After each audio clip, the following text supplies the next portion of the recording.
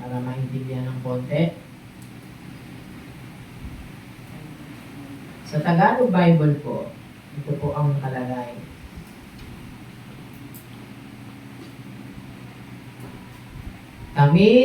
Kami nga'y mga sugo sa pangalan ni Kristo. Nawari na mamanhik ang Diyos sa pamamagitan namin. Kayo'y ipinamamanhik namin sa pangalan ni Kristo, na kayo'y makipagkasundo sa Diyos. Yan. So, ang title po natin, mga kapatid, ay may kinalaman po sa salitang representative. The representatives of God.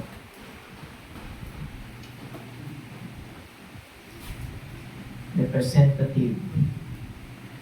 So, alam naman po natin, mga kapatid, pag sinabing representative, ikaw yung tumatayo kapalit doon sa pinaka nire-represent mo. Madalas po nating naririnig na salita, merong tinatawag na ambassador to the Philippines or Korea. Sabihin po noon, isang tao na kanya pong binibitbit yung pangalan ng isang bansa. Kung ikaw ay isang Pilipino na nandun ka sa ibang bansa, sa Amerika, halimbawa si Aaron nasa ibang bansa, nasa Amerika siya, si Aaron, ambassador siya ng Pilipinas doon sa bansa ng Amerika. Now, nagigets po? Yung pangalan na bitbit ni Aaron, hindi mismo yung pangalan na meron siya, kundi yung pangalan ng bansa na kinabibilangan niya. Naunahan niyo po? At tayo naman po, mga kapatid, bilang mga ligtas, sabi ng Bible, kung babalikan natin, verse 17, Therefore, if any man be in Christ, he is a new creature. All things are passed away. Behold, all things are become new. So, proof sa buhay po natin na tayo ay sa Diyos kung yung buhay natin na bago. Opo. Alam naman po natin kung anong ibig sabihin ng pagbabago. Nakikita mo yung past mo at nakikita mo ngayon yung present mo. At syempre, kasama na rin yung future. Opo. Tayo bilang mga niligtas ng Panginoon, ang mga tunay na ligtas, meron talagang changes sa kanilang buhay. At alam niyo po, never tayo gagamitin ng Panginoon kung walang pagbabago po sa atin. Opo. Never. Opo, alam naman po natin, according sa Timothy, na anumang kagamitan sa isang bahay na marumi, ay hindi kaaya-ayang gamitin ng may-ari. Tayo po dapat ay nagsisikap na ipakita kung ano yung pagbabago na ginawa ng Diyos sa buhay po natin. Opo, malalaman mo kung ano yung dati mong buhay sa buhay mo ngayon. Opo, si Kurt, di naman nagsusot ng ganyan si Kurt. Diba? Si Aaron, nag-i-improve na si Aaron. Diba po? Si Justin, kasama natin yun, nag-i-improve na rin. So, makikita mo yung mga changes mo noon, iba. At ngayon, meron ka ngayong uri ng pamumuhay na hindi mo ginagawa noon.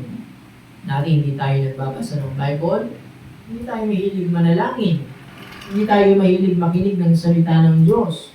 Pero dapat, habang binabago tayo ng Panginoon, natututunan natin yung mga bagay na hindi natin ginagawa noon, nagagawa na natin ngayon.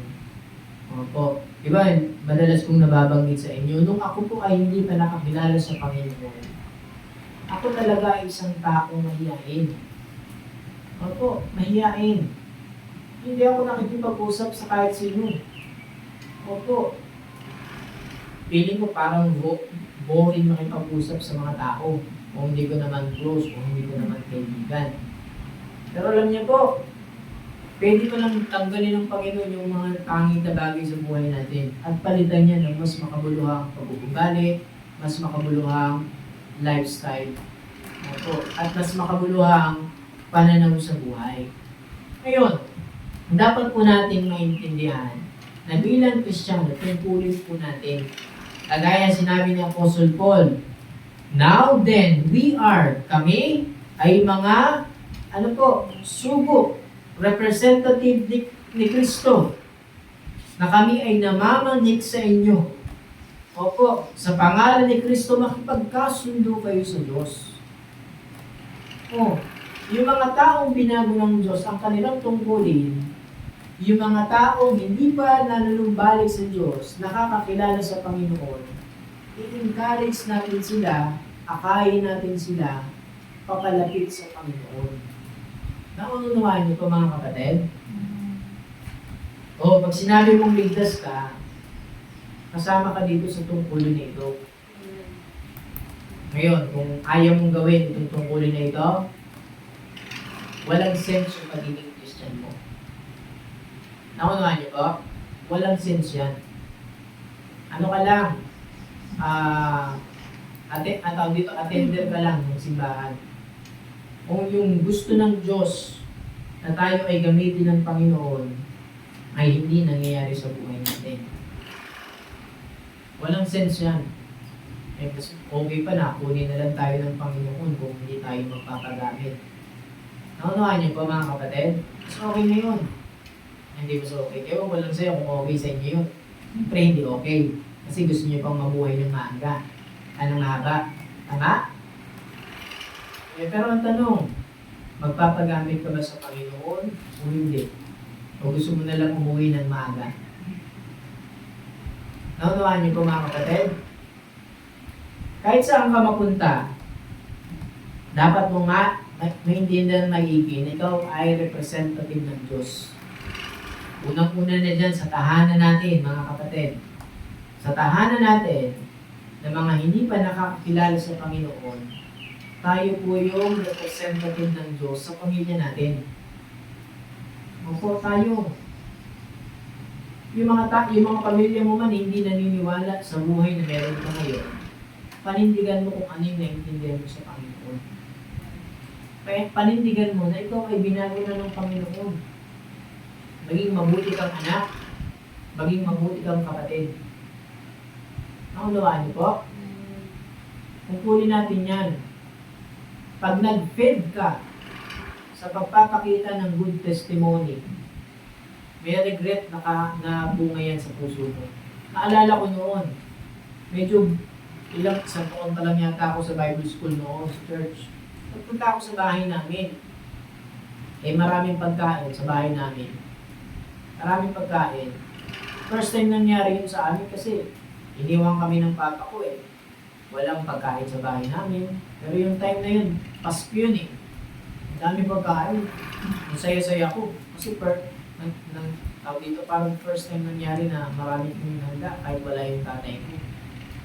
Ngayon, ayaw kong mamigay sa kapitbahay. Bigyan niyo mga kapitbahay. Yung ate ko sa akin, nagsalita. Ang dami-dami mo, taga-church ka ba talaga? Napa-stop ako Napatigil ako. Nasaktan ako dun sa sinabi ng ate ko. Kasi nagtataka siya, bakit madamot ako, pero taga-church ako. Pansinin niyo mga kapatid, yung ating ipinapakita, may malaking questionable yan sa mga tao sa tahanan natin kung hindi tayo magpapakita ng mabuting bagay. Naunawaan niyo po? Kaya mahalaga na yung uri ng buhay natin, nakikitaan talaga ng uri ng buhay na nasa simbahan. Opo. Ikaw yung tao na ayaw pa-istorbo sa games mo, ayaw pa-istorbo sa mga ginagawa mo na kung ano-ano, hindi dapat ganoon. Naunawaan niyo pa mga kapatid? Maging mabuti tayong sugo ng Diyos para sa tahanan natin. Sa school, pasukan na naman bukas, pasukan na naman. Kung nag-iisip ka ba anong uri ng pamumuhay yung ipapakita mo sa mga classmate mo? Opo. O gagayahin mo lang din sila. Kung sila ay nagmumurahan, makikipagmurahan ka na rin. Kung sila ay pasaway sa teacher, magiging pasaway ka na rin sa teacher. Sa tingin nyo, okay ba yun? No. Maging mabuti kang estudyante. Opo, maging mabuti kang estudyante. Isang estudyante mapagkakatiwalaan at isang estudyante na may honesty. Opo, sanay sa pagsasabi ng totoo. Naunawaan niyo po ako, mga kapatid? Kung nagtatrabaho ka man, ipakita mo talaga. Ang trabaho, pag nagtrabaho ka talaga, pansin ko, actually, kahit hindi pa ako nag-work, pag unbeliever talaga mga kasama mo, iba talaga ang environment. Iba talaga. Andun yung kanilang pagmumura. Opo, andun yung kanilang paninira minsan sa amo nila. Opo, kung ano-ano pa. Iba ang environment. Si Ma'am Julie na-experience din yan. Iba ang karakter ng mga tao sa paligid natin. Ngayon, may tungkulin ka.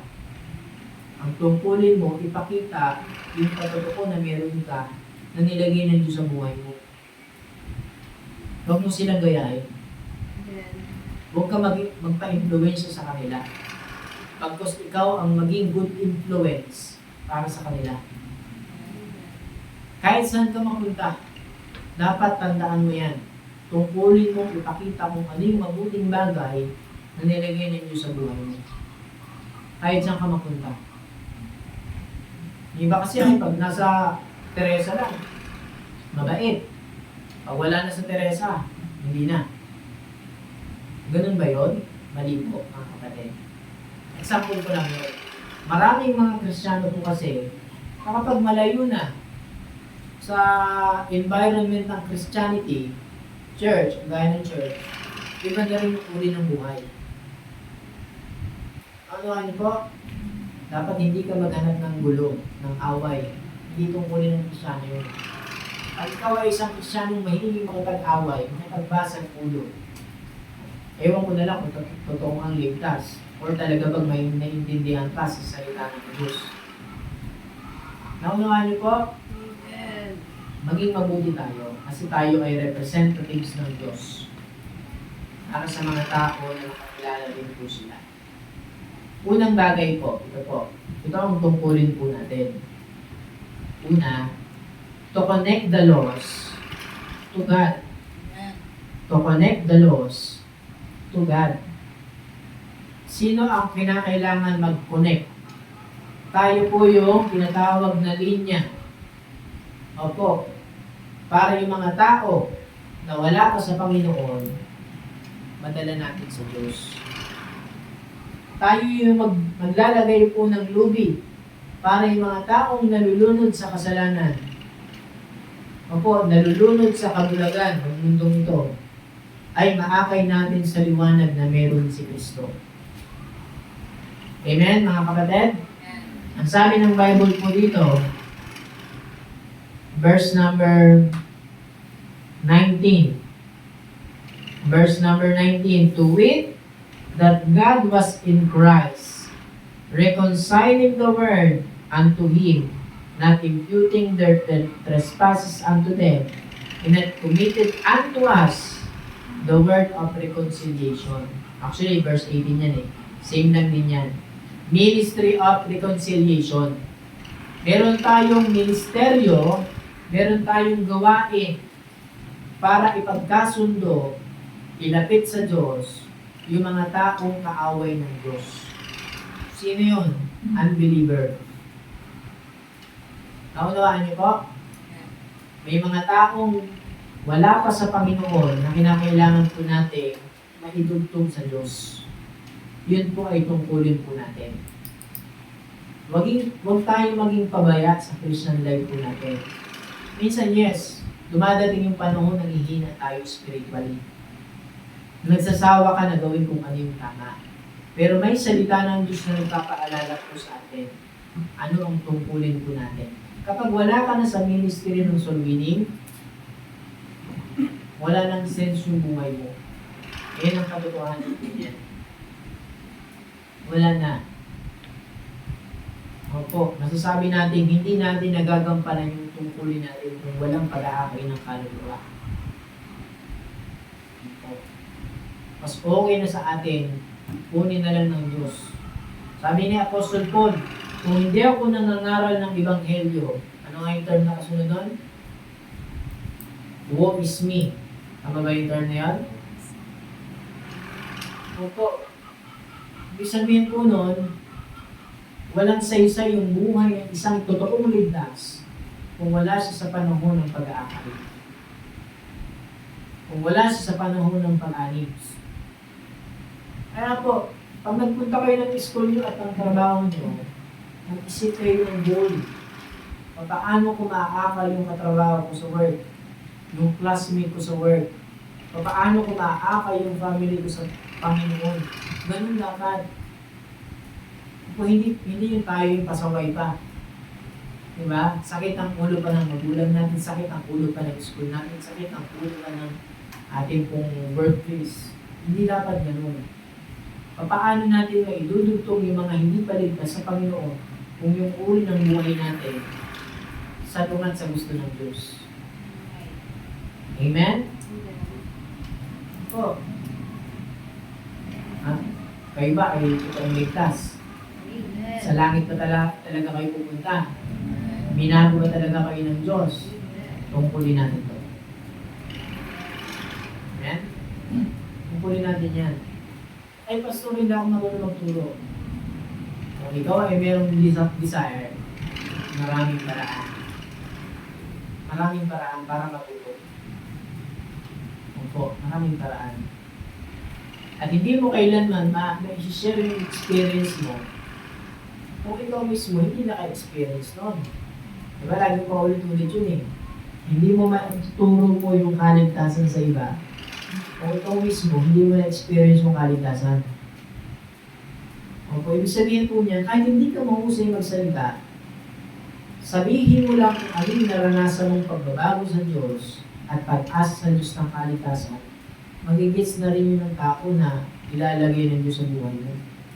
Naunawaan niyo po, how much more pa nag-aaral ka kung paano magturo. Advantage pa yun. Bakit ba kayo nag-aaral? Para matuto. Para may masabi ka sa buhay. Di ba? Ganun din po sa salita ng Diyos. Sa buhay Kristiyano. Natututo tayo. At yung natutunan natin, may tuturo din natin sa iba. Sabi ko nga po nun, bago lang ako eh. Gusto ko talaga, desire ng puso ko magturo. Desire ng puso ko. Kaso hindi ako marunong. Ang ginawa ko, alam niyo kung ano? Nagtanong-tanong ako paano. Paano ko ganito? Turo. Oh. Hindi ka kasi matututo kung hindi ka magtatanong eh. Tama po? Ngayon, ang ginawa kong paraan para matuto ako magsabi, binabasa ko yung mga verses lagi ng tracts ng church para lang mapag-aralan ko. Ewan ko na lang sa inyo, bakit minsan wala tayong desire magturo? Ayun. Ba't walang burden sa puso natin na magturo ng iba? Tanong ko, ilan na ba yung nadala mo sa Panginoon? Kung wala pa, wala ka dun sa linya ng kagustuhan ng Diyos sa mundo. Ang Christian life ay hindi lang for pagsimba. Ang ano ko, dapat naging tayo sa ministry sa akin yung mga tao. Ano tayo dapat? Pag si Pastor Bon ang ano nyo, ang pastor nyo, kilala si Pastor Bon, yun ang nakakilala ng Pastor Bon. Alam ko po rin na pastor. Classmate ko rin sa Bible School. Pag siya ang teacher, ang naging pastor nyo, i-required ka niya. Pagagalitan ka niya. Nagtatrabaho ka, nag-aaral ka. Ilan na ba yung nadala mo sa church? Hindi naman ako ganun kahigpit. Opo. Kailangan lang natin magpusa na gawin yung bagay na yun. Naunawaan nyo mga kapatid? Kaya encourage ko kayo na ang pagsusulwi hindi lang sa mga full-time worker ng church. Sa lahat ng members yan. Sa lahat po. Madali lang yun. Masarap na makapagkwentuhan sa kaibigan eh. O hindi ba mahirap na magturo, magsabi kami sa iyo, punta tayo ng church. Diba? Dali lang yun. Reconnect yung mga loss para manumbalik sila sa Panginoon. Ayun po yun. Ang tao ay kaaway ng Diyos dahil sa kasalanan. Pero tayo ng mga pinatawad na sa kasalanan, tungkulin po natin na gawin yung bagay po niya. Amen, mga kapatid? O, isip ka sino yung pwede mong madala sa church. Kung sino yung pwede mong madala sa Panginoon. O, tayo maging kampante kapag wala tayong nadadala sa Panginoon. O, ako nung bago lang ako, hindi 3 years na ako sa Bible School. 3 years, paulit-ulit ko itong testimony sa inyo. 3 years na ako sa Bible School. Ang ginagawa ko, umiiyak ako. Alam niyo kung ang dahilan? Kasi sa loob ng 3 years ko sa Bible School, wala pa akong nadala sa Panginoon. May isang pastor na nagturo, tagal-tagal mo na sa church. Wala ka pang naakal sa Panginoon. Masaktan yung puso ko yun. Eh lagi ako umiiyak, nananalangin sa Panginoon. Nag-fasting pa nga ako nun eh. Nag-fasting pa nga ako nun para lang meron akong madala sa Panginoon. At nagkaroon ako ng bunga sa kainta. Nagkaroon ako ng bunga sa kainta. Yung pamilya nila at Ate Grace, Pastor Joseph, nadala ko sila. Opo, ginamit tayo ng Panginoon doon. Bunga yun ang pag-iyak ko sa kanila. Pag-iyak ko sa Panginoon. Ikaw, kailan ka nito umiyak sa iyo, para sa iba? Natry mo na ba yun na iyakan yung mga taong hindi pa nakakilala sa Panginoon? Kaya na ba natin yun? Isipin mo, hanggang ngayon wala ka pang bunga. Dapat magkaroon ka bago dumating ang Panginoon. Amen? Goal natin yan sa buhay natin. At pangalawa, wala na si Grace. Sabi ni Grace. Tapos na tayo eh. Pangalawa, tungkulin natin as representative of God to communicate the language of God. To communicate the language of God. Verse 19 yun eh. Committed unto us the word of reconciliation. So yung language of God, syempre ito po ay word of God. Naunawa niyo po? Yung mga payo na binibitawan po natin, hindi lang tayo kumukuha ng mga payo sa mga matatalinong tao. Higit sa lahat, ang payo na binibitawan po natin, salita ng Diyos. Sa tahanan natin, ito yung ating pong sinasabi dapat upang magkaroon ng ng kaayusan. Sa lahat ng industriya, sa school natin, sa work, meron tinatawag na rules and regulation. Ayun yung way ng communication o ng language ng school at ng workplace. Nagigets yung point ko? Meron silang sinusunod na dapat ito yung gawin, ganyan. Sa atin naman, salita ng Diyos. Hindi lang siya basta salita o mga words, kundi mismo galing sa bibig ng Diyos. 2 Timothy chapter 3 verse number 16. Mababasa po natin yan. Sabi dyan, all scripture is given by inspiration of God and is profitable for doctrine, for reproof, for correction, for instruction in righteousness, that the man of God may perfect, truly furnished unto all good works. So, ang language ng Diyos na atin pong i-communicate sa iba, walang iba, kundi yung kanyang salita. Yung pananaw na meron po tayo, hindi tayo dapat magkaroon ng ibang pananaw, mga kapatid.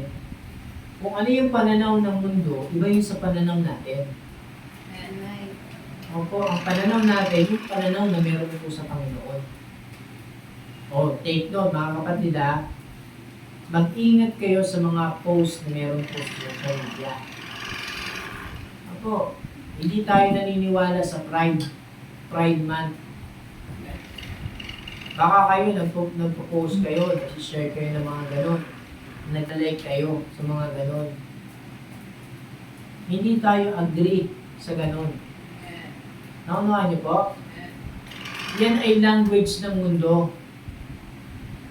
Oh, madalas mapapakinggan nyo pa, love wins.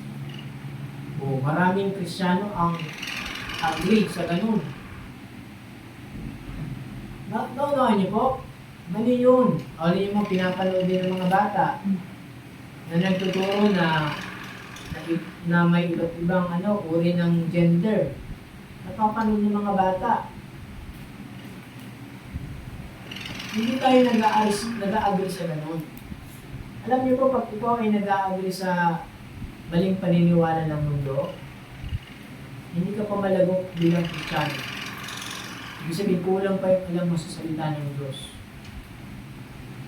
Ang pride, yung rainbow na tinatawag, nangyari yun sa panahon ng judgment line, pagkatapos ng judgment ng Diyos. Pero ngayon, ginagamit yung rainbow as a symbol ng kasalanan. Oh. Na ang mundo, agree. Unti-unti na nga eh. Dami kasi mga personal, mga celebrity sa Pilipinas na nagsasamang bakla at tomboy. Di marami ng mga tao ang akala okay lang. Pero hindi yun okay sa Diyos. Tandaan niyo po yun. Language ng mundo yun. Ang language natin, nasa katotohanan. Nasa tama. Opo, mahal natin yung mga tao. Pero hindi natin dapat mahalin kung ano yung lengguwahe na meron sila. Amen? Tungkulin natin ipahayag sa iba kung ano yung totoo. Tungkulin natin yan. Ipakita. Hindi man mag-agree ang iba sa iyo. Gawin mo rin yung kasi salita ng Diyos yan eh. Opo, gawin lang natin yun. Maging laman ng bibig po natin at uri ng buhay natin yung salita po ng ating Panginoon. We are not perfect. Tayo lamang po ay nagsisikap na maging mabuti sa biyaya ng Panginoon. Opo. Panindigan natin kung ano yung tama, kung ano yung mabuti sa paningin ng ating Panginoon. Maging tayo, yung God pleaser. Na gusto nating matuwa ang Panginoon sa buhay na meron tayo. Amen? Anong words ang lumalabas sa bibig mo? Yan ba ay lingwahe ng Diyos o lingwahe ng mundong ito? I hope na sana yung ating pong mga salita na lumalabas sa ating bibig, yung salita na nagagaling sa mga bagay na natutunan po natin mula sa salita ng Diyos. Hindi tayo pwedeng mag-invento ng pananaw. Hindi, ang dapat po nating panindigan na pananaw yung nakikita natin at nababasa po natin sa salita ng Diyos. Amen, mga kapatid? Nauunawaan niyo po. Opo, kaya maging maingat kayo sa mga pinopost nyo, sinishare nyo. Hindi maingat kayo. Ang mundo sa panahon natin ngayon ay napakadami ng paraan para dayain ng tao. Napakadami. Ewan ko na lang, baka maniwala kayo sa sa alien invasion, mga ganun.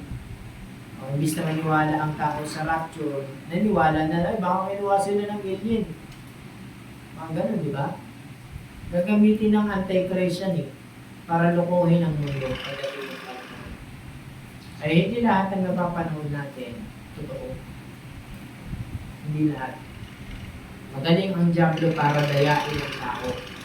May lingwahe ang dyablo para yung kaisipan ng tao malagyan ng maling paniniwala. Maging ang salita ng Diyos pwedeng gamitin ng dyablo para lang i-twist at ibahin yung meaning ng paniniwala na meron po tayo. Maging careful po tayo sa lahat ng yan. I hope na naunawaan niyo po, mga kapatid. As a representative of God, communicate natin yung language na meron sa ating Panginoon. Naunawaan niyo po. Mahalaga yun, may memory verse ka. Mahalaga yun. Hindi lang yung basta pag-memorize ng isang alam niyo yun, babasahin. Hindi yan ay unang-unang kapakinabangan sa atin. Opo. Yung mga naiintindihan mo mula sa Bible, na unang-una, nagiging blessing sa'yo, magiging blessing din yun sa iba. Ano naman? Kaya maging sincere tayo. Eh, marami kasi mga Kristyano na hindi sincere sa salita ng Diyos. Hindi sila sincere. Eh, parang, simba na naman. Simba lang. Walang desire na matuto. Alam niyo yun? Walang desire na matuto. Ang gusto lang, kasiyahan lang.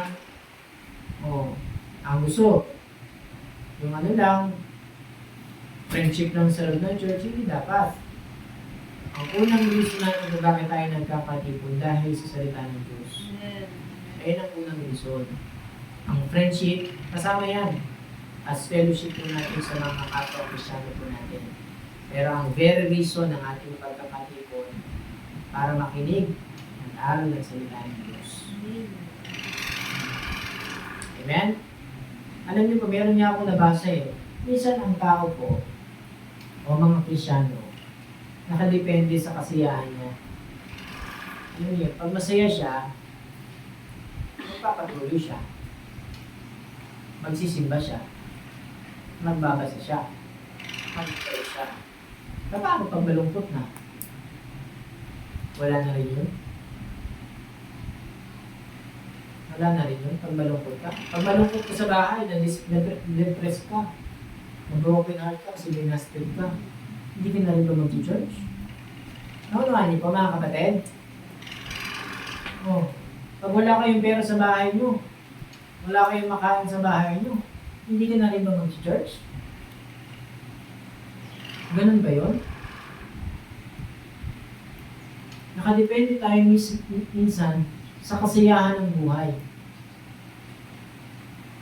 Which is, may pagkakataon na minsan hindi natin gustong gawin ng isang bagay. Pero dahil sinabi ng Diyos, dapat pa rin natin gawin. Amen? Ganun ang Christian life. Hindi tayo depende kung masaya tayo o malungkot tayo. Gawin lang natin kung ano yung nararapat. Then later on, kapag pinagpatuloy po natin kung ano yung gusto ng Diyos, ang resulta pa rin yan ay katuwaan sa ating gusto. Amen? Ganyan ang pwedeng maging impact ng salita ng Diyos sa buhay ng Diyos. Naunawaan po, mga kapatid. Kaya pag makipagkwentuhan ka, magkaroon ka ng intention na banggitin din naman yung salita ng Diyos. Banggitin din naman kung paano ka binago ng Diyos. Banggitin mo yun sa mga kausap mo. Sa lahat ng nilalabas ng bibig mo, ang Diyos ang pinupuri mo. Naunahan niyo po? Ang Diyos. Pag may mga kausap ka, ano madalas mong binabanggit sa kanila? Ano madalas mong binabanggit sa kanila? There's nothing wrong makipag-usap ka sa mga bagay na pinapanood mo, nanonood ka ng One Piece, nanonood ka ng nagbabasa ka ng mga manga, ang gano'n. Way ng bonding nyo yun eh. Pero dapat, intentional tayo na nagsasabi ng salita ng Diyos iba. Naunahan niyo po? Intentional tayo. Binabanggit sa kanila kung gaano kabuti ang Diyos. Kung gaano siya mapagbiyaya sa tao, dapat intentional tayo doon. Amen? Amen. Naamo ka, banggitin mo sa amo mo kung gaano kabuti ang Diyos. Huwag tayo mahiya na banggitin natin yung graciousness ng Panginoon na meron tayo. Huwag tayo mahiya. Tungkulin natin yan. Amen. I hope na nagigets yung pangalawang point natin. Hindi na ako naglagay ng sub-point eh. Hindi na ako naglagay ng sub-point. At isa pa, huling-huli, mga kapatid. Huling-huli. To convey the love of God. To convey the love of God. Basahin natin yung verse. Sabi po ng verse,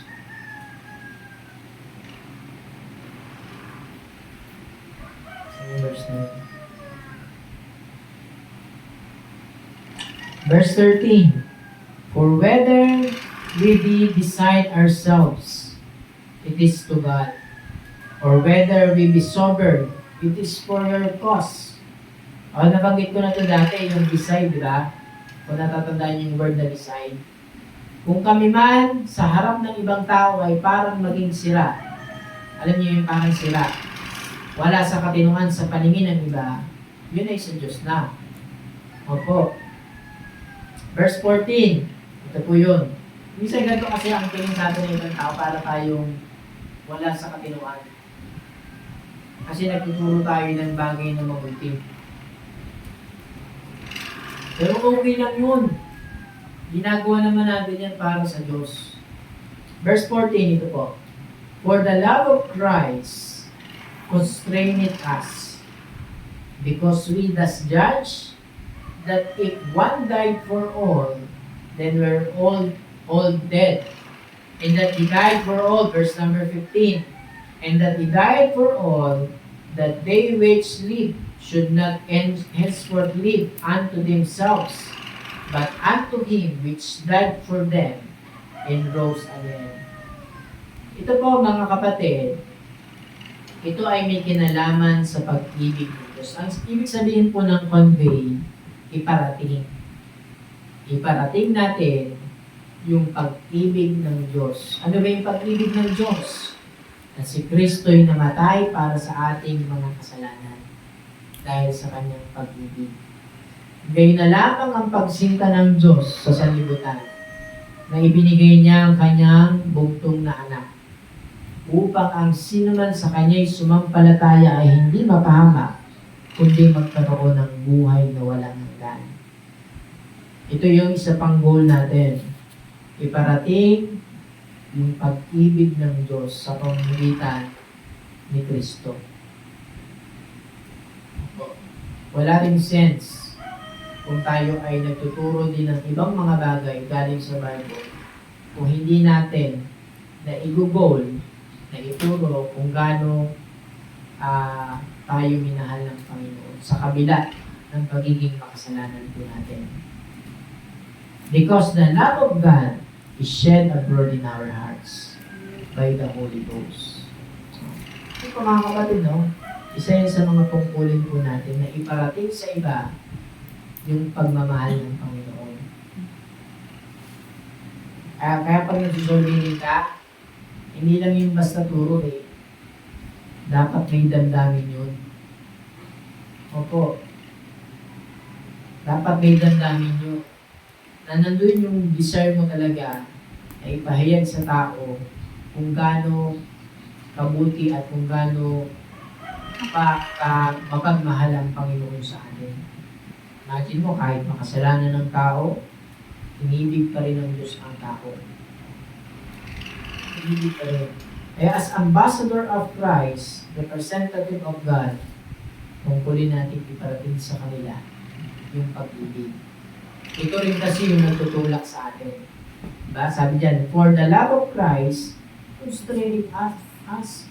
Yung pag-ibig na na-experience natin, ito rin yung nagtutulak sa atin para ipahayag din yung pag-ibig ng Diyos sa iba. Amen? Nagigets po ba mga kapatid? Napakasimple lang po ng tungkulin po natin. Pero mabigat po yan na responsibilidad na dapat hindi natin pabayaan. Kung mahihiya tayo, hindi natin magagawa ito. At kung hindi tayo intentional, hindi rin mangyayari sa buhay natin itong bagay ito. Naunawaan niyo po? Ilan na ba yung naangkay mo sa Panginoon? Ilan na ba yung mga naturuan mo? Kailan ka nagkaroon ng desire na ituro sa mga kapatid mo yung salita ng Panginoon? Sa mga magulang mo, sa ibang mga tao sa paligid mo, kailan ka nagkaroon ng intention na ituro sa kanila kung gaano ka buti ang Diyos? Sabi ko kanina, kung hindi natin nagagampanan to, yung Christian life natin ay walang sense. Walang sense. Yung natutunan po natin, walang halaga yan. Kung tayo po ay hindi nagiging kagamit-gamit po sa bagay po na ito. Yung pangalan mo, ang binibitbit mong pangalan, pangalan ng Diyos. Diba? Kaya pag nakagawa, si Grace, Bible student siya sa community, isa ng pilgrim. Ang nare-represent yung pangalan ng community. Opo. At ang community, ang nare-represent natin na pangalan ng Diyos. Amen? O, walang sikat sa atin. Hindi naman sikat ang pastor. Hindi po. Nagpastor kayong dalawa, hindi kasikatan yun. Ang mundo lang yun, yung pagiging sikat. Ang dapat maging sikat sa ating buhay ang Diyos. Amen? Ang Diyos dapat. Huwag kang mahiya na ikaw ay Kristiyano. Bagkus maging proud ka. Ang dapat mahiya yung mga taong hindi masunurin sa Diyos.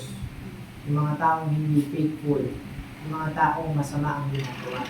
Sila dapat ang maging mahiyain. Magkaroon ng shame sa buhay nila. Pero ikaw, sumusunod sa kalooban ng Diyos. Maging pangkilay ka. Lagi mong tandaan na yung buhay natin may kabuluhan dahil sa Panginoon. Ngayon na naunawaan niyo po yung ating pong mensahe niyo po. Umagang to. Nalagyan natin yung verse. Now then, we are ambassadors for Christ. As though God did beseech you by us, we pray you in Christ's stead, be reconciled to God. Amen? Ayok na naging blessing sa atin yung mensahe po ng Panginoon. Tayo po ay lumukod tumikit. So next na Sunday po ay sikapin po natin maging 9:30. Tayo po yung magtumikit.